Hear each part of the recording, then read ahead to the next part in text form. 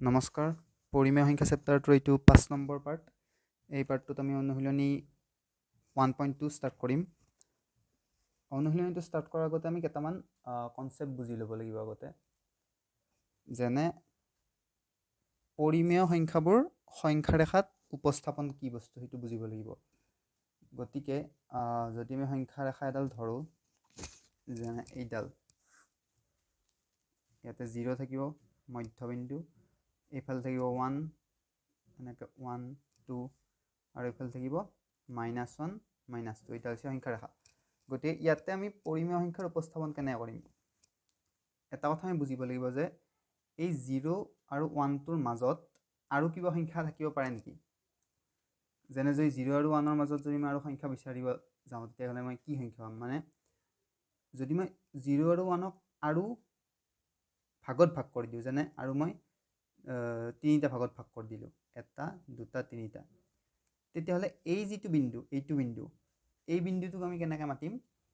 ই হ'ব 0তকৈ ডাঙৰ হ'ব ই আৰু 1তকৈ সৰু হ'ব। গতিকে আমি 1ক কেইটা ভাগত ভাগ কৰিলোঁ, 1 2 3 3টা ভাগত ভাগ কৰিলোঁ। গতিকে এই বিন্দুটোৰ নাম হ'ব 3টা ভাগৰ ই কেই নম্বৰ ভাগটো, ইয়াৰ পৰা 0ৰ পৰা 1 নম্বৰ ভাগটো। গতিকে ইয়াৰ নাম হ'ব 3/1। এইটো হৈছে 0 আৰু 1ৰ মাজত থকা এটা পৰিমেয় সংখ্যা। তেনেকৈ এই বিন্দুটোৰ নাম হ'ব কি, 3টা ভাগ আছে টোটেল, 3টা ভাগৰ 0ৰ পৰা 1 2, গতিকে ই হ'ব 2/3। গতিকে এনেকৈ এইফালেও মাইনাছৰ ফালেও আমি কৰিব পাৰোঁ। যদি আমি এইফালে 3টা ভাগ কৰোঁ, তেতিয়াহ'লে এইটো ভাগক আমি ক'ম কি -1/3 আৰু এইটোক ক'ম আমি -2/3। গতিকে এনেকৈ সংখ্যা ৰেখাত আমি পৰিমেয় সংখ্যাবোৰ বহাব পাৰোঁ। গতিকে এইটো চিম্পল কনচেপ্ট। এই কনচেপ্টটোত আমি আমাৰ অনুশীলনী 1.2ৰ অংক এটা কৰিব পাৰিম। গতিকে প্ৰথমটোতে দিছে আমাক পৰিমেয় সংখ্যাবোৰ সংখ্যা ৰেখাত উপস্থাপন কৰিবলৈ দিছে। চ' 1 নম্বৰতে আছে 5/9। এতিয়া 5/9 হ'লে আমি এইটো পজিটিভ সংখ্যা, মানে যোগাত্মক সংখ্যা। গতিকে এইটো আমি এইফালে বহাব লাগিব, 0 এইফালেতো মাইনাছ হৈ যাব। এইফালে হ'লে 1ক আমাৰ কেইটা ভাগ কৰিব লাগিব বুলি কৈছে, 5টা। গতিকে আমি 1ক প্ৰথমতে 5টা ভাগ কৰিব লাগিব, 1 2 3 4 5টা ভাগ। এই ভাগকেইটা সমান হ'লে বেছি ভাল, গতিকে স্কেলেদি কৰিবা, স্কেলেৰে কৰিলে ভাগকেইটা সমান হ'ব। এতিয়া 5টা ভাগ হৈ গ'ল। 5ৰ আমি কিন্তু 5টা ভাগৰ আমি 9টা ভাগ ল'ব লাগিব। ইয়াতে 9 আছে ওপৰত, কিন্তু 5টা ভাগৰ 9টা ভাগ লোৱা সম্ভৱ নেকি, সেইটোতো নহ'ব। গতিকে আমি কি কৰিব লাগিব, যদি আমি চাওঁ এই 5/9 এইটো হৈছে 1তকৈ ডাঙৰ সংখ্যা, কাৰণ 5দি এইটোক যদি আমি হৰণ কৰোঁ, 5দি এবাৰ যাব 5 হ'ব, তাৰপিছত 4 আকৌ বাকী থাকিব, 0.4 বাকী থাকিব। গতিকে এইটো 1তকৈ ডাঙৰ সংখ্যা। চ' আমি কি কৰিব লাগিব, আমি এই 1লৈকে 5টা ভাগ কৰাৰ পিছত আকৌ 2লেও, মানে 1ৰ পিছত আকৌ ইয়াতে 5টা ভাগ কৰিলোঁ, এনেকৈ 1 2 3 4 5। গতিকে এতিয়া ইয়াত আমি 0ৰ পৰা 2লৈকে 9টা ভাগ ল'ম, কাৰণ এইটো 1তকৈ ডাঙৰ সংখ্যা। কেনেকৈ ল'ম, 1 2 3 4 5 6 7 8 9। গতিকে এইটো কি হ'ব, এই সংখ্যাটো হ'ব 5/9। গতিকে এইটো এনেকৈ আমি সংখ্যা ৰেখাত বহাব লাগিব। চ' 1 নম্বৰটো হ'ল। 2 নম্বৰটো কি দিছে, 2 নম্বৰটো দিছে -2/13। এবাৰ মাইনাছ, মানে 0ৰ পৰা এইফালে। চ' আমি 1ক 13টা ভাগত ভাগ কৰিব লাগিব। মই ইয়াতে অলৰেডি কৰিয়ে থৈ দিছোঁ। এই ভাগকেইটা কিমান হিচাপত লওঁ সেইটো আমাৰ নিজা ইচ্ছা, কেৱল ভাগকেইটা সমান হ'লে হ'ল প্ৰতিটো ভাগ। গতিকে এইটো মই 13টা ভাগত ভাগ কৰিছোঁ। ইয়াতে -2 ল'লে কিমান হ'ব, ইয়ালৈকে 13, গতিকে -2 হ'লে 0ৰ পৰা 1 2, এইটো এই পইণ্টটো হ'ব আমাৰ কিমান, -2/13 হয়। তাৰপিছত 3 নম্বৰটো এনেকৈ, 3 নম্বৰটো আছে 7/-5। এনেকৈ 0ৰ এইফালে এইটো -1, 1ক আমি কেইটা ভাগত ভাগ কৰিব লাগিব, 7। এতিয়া 7টা ভাগত ভাগ কৰোঁ, 1 2 3 4 5 6 7। মোৰ ভাগকেইটা সমান হোৱা নাই বাৰু, স্কেলেদি কৰিবা তোমালোকে, স্কেলেৰে কৰিলে ভাগকেইটা সমান হ'ব। গতিকে আমি ইয়াৰে 5টা ভাগ ল'ব লাগিব, 1 2 3 4 5। গতিকে এইটো হ'ব -5/7। তাৰপিছত আছে আমাৰ 3/-1। গতিকে আমি এইফালে 0, এইফালে 3টা ভাগ কৰিছোঁ, 1 2 3। ইয়াৰে -1 হ'ব এইটো, এইটো হ'ব -1/3। 3 এইটো সহজ বহুত টান নহয় এইকেইটা এনেকৈ কৰিলে হ'ল 5 নম্বৰটো দিছে 2 ভাগৰ 3 গতিকে এইটো আমি ভাগ কৰিলোঁ একক প্ৰথম এইটো আগৰ নিচিনা প্ৰথমটোৰ নিচিনা একলৈকে আমি দুটা ভাগ কৰিলোঁ তাৰপিছত একৰ পৰা আকৌ কাৰণ এইটো একতকৈ ডাঙৰ সংখ্যা গতিকে 2লৈকেও আমি দুটা ভাগ কৰি ল'লোঁ গতিকে এইটো কি হ'ব 0ৰ পৰা 1 2 দুটা ভাগ হ'ল আৰু এটা ভাগ লাগিব 3 আছে ওপৰত 3 গতিকে এইটো হ'ব আমাৰ 2 ভাগৰ 3 এইটো গতিকে এনেকৈ আমি সংখ্যা ৰেখাত উপস্থাপন কৰিম সংখ্যাবোৰ এতিয়া 1 নম্বৰৰ এইকেইটা 2 নম্বৰত কি দিছে চাওঁ 2 নম্বৰত আমাৰ দিছে সংখ্যাৰ এই সংখ্যাকেইটাৰ -3/5 1/3 গতিকে এই সংখ্যাকেইটাৰ মাজৰ 5টা পৰিমেয় সংখ্যা উলিয়াবলৈ দিছে এইকেইটা উলিওৱাৰ কাৰণে আমাৰ নিয়ম আছে নিয়মটো হৈছে যে এই যি দুটা হৰ আছে সংখ্যাৰ 5 and 3 ইয়াতে 5 আছে হৰত ইয়াতে 3 আছে এই হৰ দুটা আমি সেম টু সেম মানে একে কৰি ল'ব লাগিব কেনেকৈ কৰিম একে এইটো আৰু এইটো একে কৰিবলৈ আমি এইটোক 3 দি পূৰণ কৰিব লাগিব কাৰণ ইয়াতে 3 আছে আৰু এইটোক আমি 5 দি পূৰণ কৰিব লাগিব কাৰণ ইয়াতে 5 আছে তেতিয়া কি হ'ব এইটো 15 হৈ যাব 5 3 15 আৰু এইটো 5 3 গুণ 15 হৈ যাব গতিকে আমি কৰিলে কেনেকুৱা হ'ব এইটো -3 5 পূৰণ 3 এইটোৰ লগত যেহেতুকে আমি 3 পূৰণ কৰিছোঁ ইয়াৰ লগতো আমি 3 পূৰণ কৰিব লাগিব 3 পূৰণ 3 সমান 3ৰ লগত আমি কি কৰিব লাগিব 5 পূৰণ কৰিব লাগিব তেতিয়াহে 15 হ'ব আৰু একৰ লগতো আমি কি 5 পূৰণ কৰিব লাগিব কিমান হ'ব সমান কৰিলে 5 3 গুণ 15 3 3 গুণ -9 সমান 5 3 গুণ 15 5 1 গুণ 5 এতিয়া এই দুটাৰ মাজত আমি 5টা পৰিমেয় সংখ্যা লিখিব লাগে কি হ'ব এটাকে 5টা পৰিমেয় সংখ্যা কি হ'ব 15 ভাগৰ -9 আছে 15 ভাগৰ -9তকৈ আমি ডাঙৰ সংখ্যা চাব লাগিব কাৰণ এইটো ডাঙৰ সংখ্যা এইটোৰ ফালে আমি যাব লাগিব এতিয়া কি হ'ব 15 ভাগৰ আমি -8 লিখিব পাৰোঁ 15 ভাগৰ -8টো এইটো আৰু এইটোৰ মাজত হ'বনে নাই কাৰণ এইটো ডাঙৰ এইটো সৰু এইটোৰ সিফালে গ'লে আমি কি সংখ্যা ৰেখাত লগত এইফালে যদি যাওঁ 15 ভাগৰ -8 তেনেকৈ তাৰপিছত কি পাম 15 ভাগৰ -7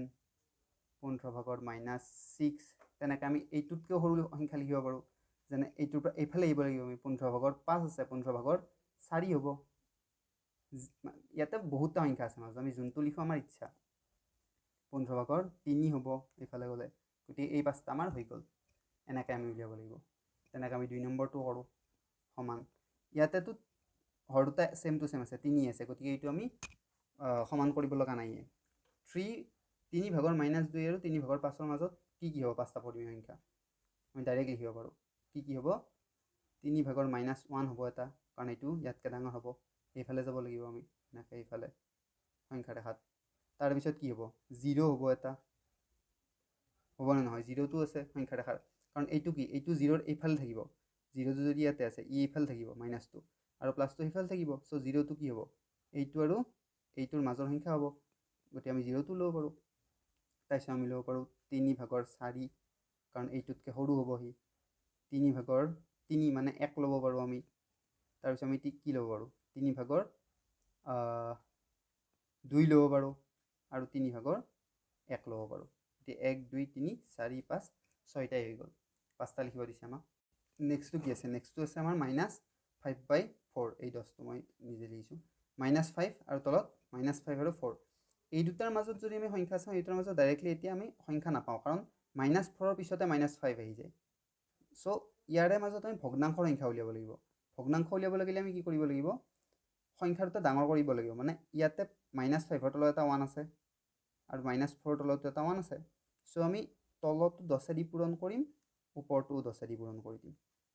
এইটো হৈছে এটা নিয়ম এইটো আমি মনত ৰাখিব লাগিব এনেকুৱাকৈ থাকিলে কিমান হ'ব এতিয়া 10 1 গুণ 10 আৰু 5 1 গুণ 5 -50 আৰু এইটো হৈ যাব 10 1 গুণ 10 আৰু এইটো 4 1 গুণ 4 -40 এতিয়া আমাৰ লগত আছে নে নাই এইটো আৰু এইটোৰ মাজত এতিয়া আমি উলিয়াব পাৰিম নিশ্চয় পৰিমেয় সংখ্যা কি হ'ব এটাকে এটা লিখিব 5টা পৰিমেয় সংখ্যা সমান -50 এইফালে গ'লে কি পাম -50তকৈ সৰু সংখ্যা পাম -50 মানে -49 পাম বাই 10 তেনে বহুতটা সংখ্যা আছে -48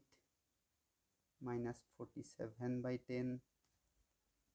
-46/10 আৰু -49 মাইনাছ 45/10 এই গোটেইকেইটা কি মাইনাছ 40/10তকৈ সৰু আৰু মাইনাছ 50/10তকৈ ডাঙৰ গতিকে এই সংখ্যাকেইটা এই দুটাৰ বা এই দুটাৰো মাজত থাকিব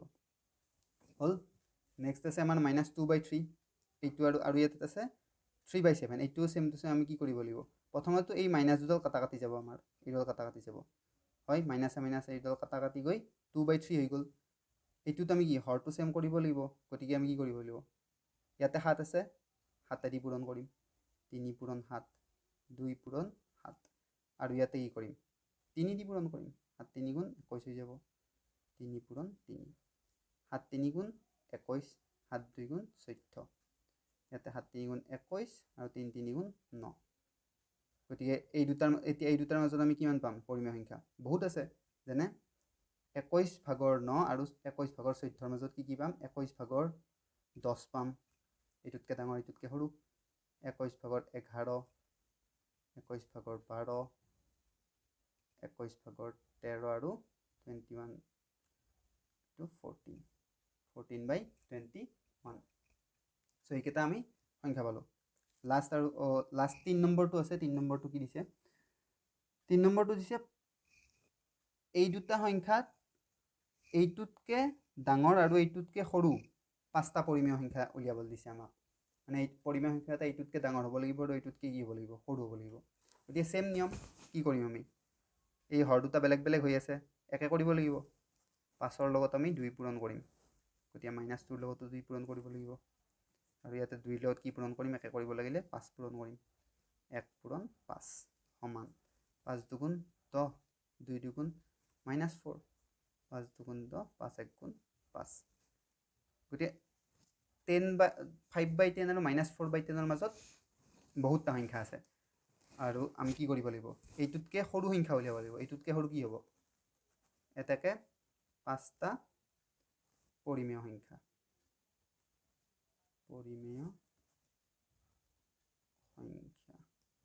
সমান এইটোতকৈ সৰু কি হ'ব 10/4 হ'ব সেইটোতকৈ সৰু 10/3 হ'ব যিবিলাক কি এইটোতকৈ কি ডাঙৰ মই সেইটোৱে উলিয়াবলৈ দিছে 10/2 হ'ব 10/1 হ'ব আৰু কি হ'ব 0 হ'ব শূন্যটো আমি লিখিব পাৰোঁ আৰু কি হ'ব মাইনাছত যদি যাওঁ এতিয়া 10/-1 হ'ব 10/-2 হ'ব এনেকৈ হৈ থাকিব 10/-3 হ'ব তাৰপিছতো 10/-4 আহি যাব গতিকে আমাক 5টা লিখিবলৈ দিছে বেছিকৈ লিখি দিলোঁ মই 1 2 3 4 5 6 7 8টা আমি যিকোনো 5টা লিখিলে হৈ যাব চ' এইটোৱে আছিল চিম্পল বহুত সহজ আছিল 1.2 অনুশীলনী বেছি কনচেপ্ট নাই বুজিবলগীয়া আৰু এইটোৰ লগতে আমাৰ পৰিমেয় সংখ্যা যিটো চেপ্টাৰ সেইটো শেষ হ'ল ইয়াৰে নেক্সট ভিডিঅ'ত আমি 2 নম্বৰ চেপ্টাৰৰ পৰা ষ্টাৰ্ট কৰিম চ' আজিৰ কাৰণে থাকক ইয়াতে থেংক ইউ